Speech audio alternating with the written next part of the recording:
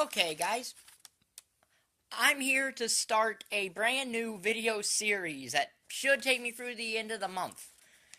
And it's a series I am calling Smacking the Roster Down. As you can tell by the title, this is a retrospective of the SmackDown series of gamings, which still goes on to this very day, despite the fact it no longer carries the SmackDown series. But this is a series that evolved from the SmackDown series to the SmackDown vs. Raw series, to the WWE series, to the W2K series. It's all the same game, so it's all the same series of this. So I figured I'm going to look at each roster of every game, figure out what roster is probably the best, which roster is probably the worst, and which game has the weirdest inclusions.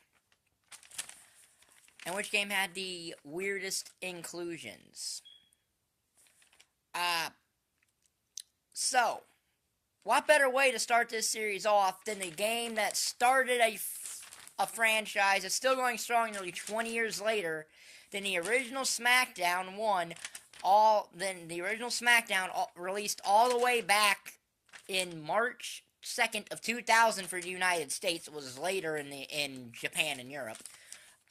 For the Sony PlayStation. Now, the roster for this game is ripe with Attitude Era goodness. All your favorite Attitude Era wrestlers are here, and Hardcore Holly. But for the time, it had 36 roster members, which isn't bad for the first game of a series like this, or a franchise, if you will. You know? Now, I'm also going to give you a review of the game and all these, too.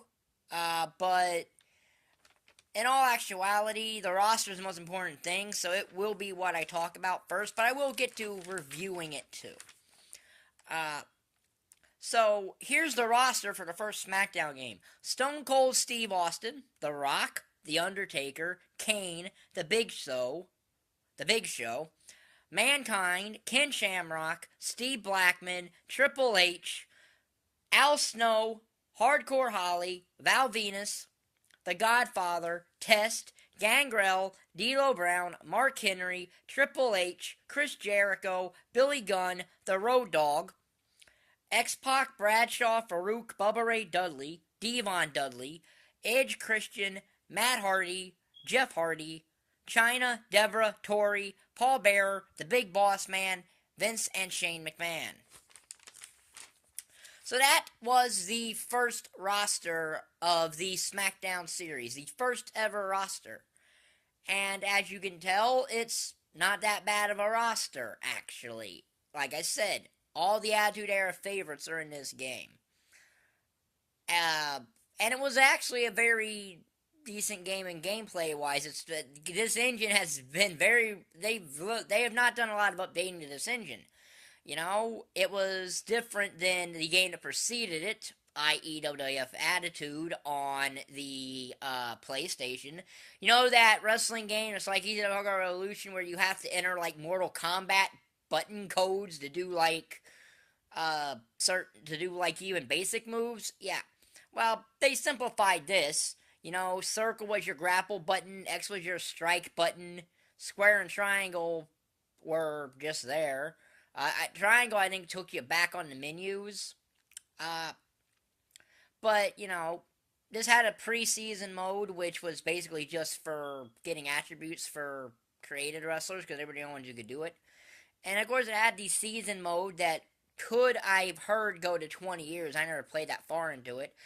I know that you got reward tiers. Like, 1 year you got the ability to create Ivory. Yeah, she was not an actual character. You had to create her. So, you had to create her, and then you earned the rights to create Jacqueline, Ivory, Jacqueline, Midian, Prince Albert, the Blue Meanie, Stevie Richards, Viscera, Pat Patterson, Gerald Briscoe, and Stephanie McMahon. So yeah, and again, it was just their CAW parts, because all the CAW was in SmackDown, in the original one, which was a downgrade from the previous game, by the way, because Attitude had a different kind of create a wrestler mode, in which not only could you create a wrestler, you could edit the moveset. Well, SmackDown kind of borrows a thing that WCW Backstage Assault did, in that you could only take the head, body, and lower body of one of the wrestlers in the game, and that would basically that was your creation. You couldn't add anything else to it. You couldn't take anything away from it. Now, THQ put in some original part ideas, but really, it wasn't that, and you couldn't create, and you actually couldn't edit movesets or anything like that. So, for what it was, SmackDown, the first one, was a very flawed game, but it wasn't necessarily bad. It was fun. But this series would get much, much better. In fact, that's where the second game, released 9 months later, by the way, comes in. That'll be tomorrow's video of this series, the SmackDown retrospective. Smacking the roster down. Or whatever I call this series. I might just call it the SmackDown retrospective for all I know. The WWE game retrospective or something. I don't know yet. So, if you like this video, like button is down there. Like I said, tomorrow will be SmackDown 2, Know Your Role, where the roster got bigger. Oh yes, the roster got bigger, and some gameplay elements were added. But that's for tomorrow.